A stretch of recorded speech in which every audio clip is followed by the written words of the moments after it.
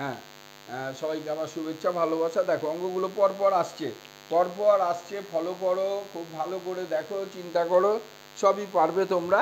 পারবে না তা নয়, এত সহজভাবে বুঝিয়ে দিচ্ছি। না পারলে যে কোনো প্রশ্ন করতে পারো বা বোঝার জন্য যোগাযোগ করতে পারো পুরো অনলাইনেই।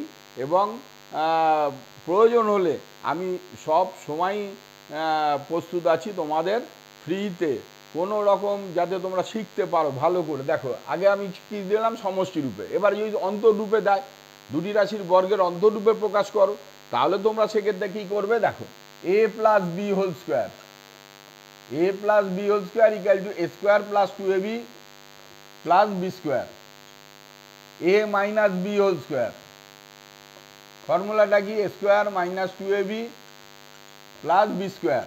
এবারে অন্তরূপে বললে অন্তর মানে বিয়োগ, তাহলে এটাকে বিয়োগ করব, বিয়োগ করি বিয়োগ করি বিয়োগ করি বিয়োগ করি। দেখো বিয়োগ করলে কি আসবে? দেখো বিয়োগ করো, তাহলে বিয়োগ করলে সাইন চেঞ্জ হয়ে যায়, এটা হবে মাইনাস, এটা হবে মাইনাস, এটা হবে প্লাস, এটা হবে মাইনাস। তাহলে plus B square minus B square কেটে গেল, minus A plus A square minus A square কেটে গেল। তাহলে এখানে শুধু পড়ে থাকলো ফোর এ বি, শুধু পড়ে থাকলো four A B.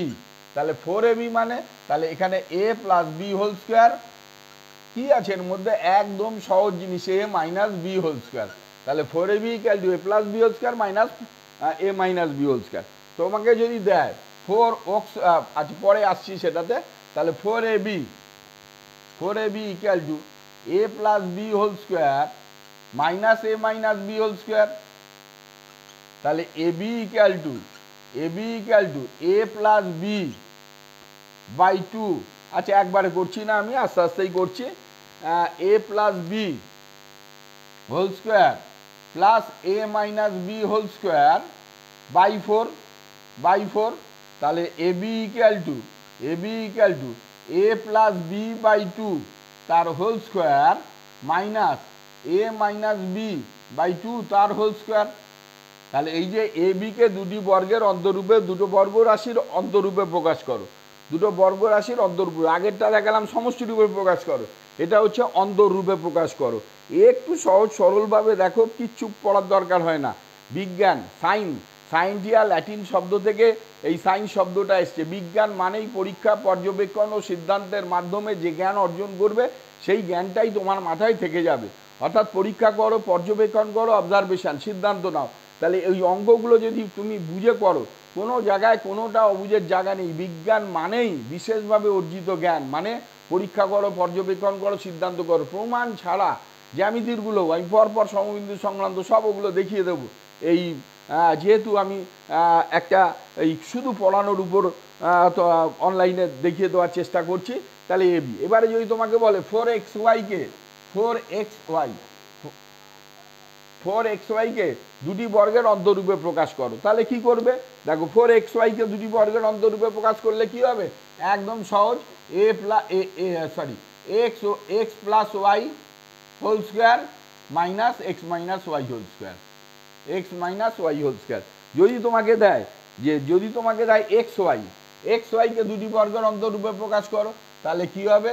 X plus Y by two তার whole square minus X minus Y by two তার হোল স্কোয়ার। অর্থাৎ যখন তুমি এই ফর্মুলাগুলো ভালো করে জানবে, তখনই এই ধরনের অবজেক্টিভগুলো, ছোট ছোট অঙ্কগুলো তুমি করতে পারবে।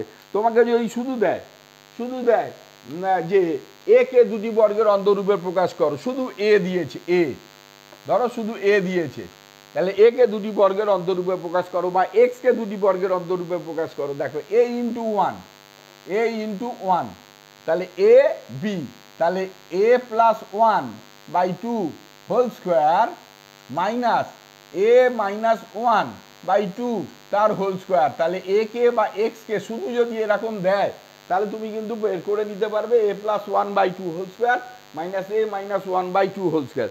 তোমাকে এরকম দিল না, তোমাকে দিল ধরো বললো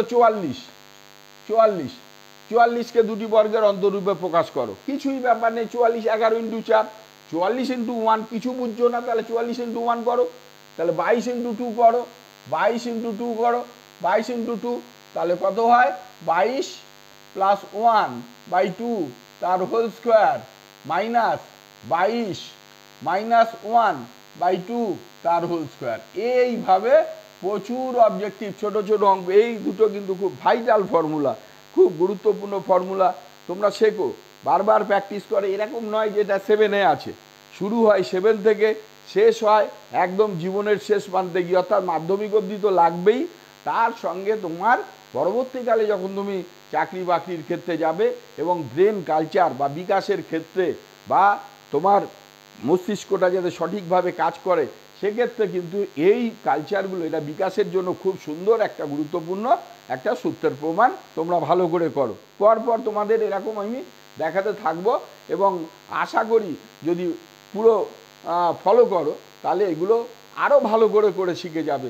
তারপরেও যদি বুঝতে না পারো, তোমরা প্রতিনিয়ত যে কোনো সময় আমার কাছে পড়ার জন্যই নয়, যে কোনো প্রয়োজনে আসলে পরে শেখা, এটা আমার প্যাশান এবং এটাই আমাদের মানে স্বেচ্ছাব্রতী হিসাবে কাজ করার এটা একটা তীব্র আকুলতা বলতে পারো, প্যাশান বলতে পারো, যাতে কিছু শিখিয়ে যেতে পারি বা কিছু ছেলে মেয়ে এগুলোকে ভালোভাবে নিতে পারে সুন্দরভাবে। ধন্যবাদ।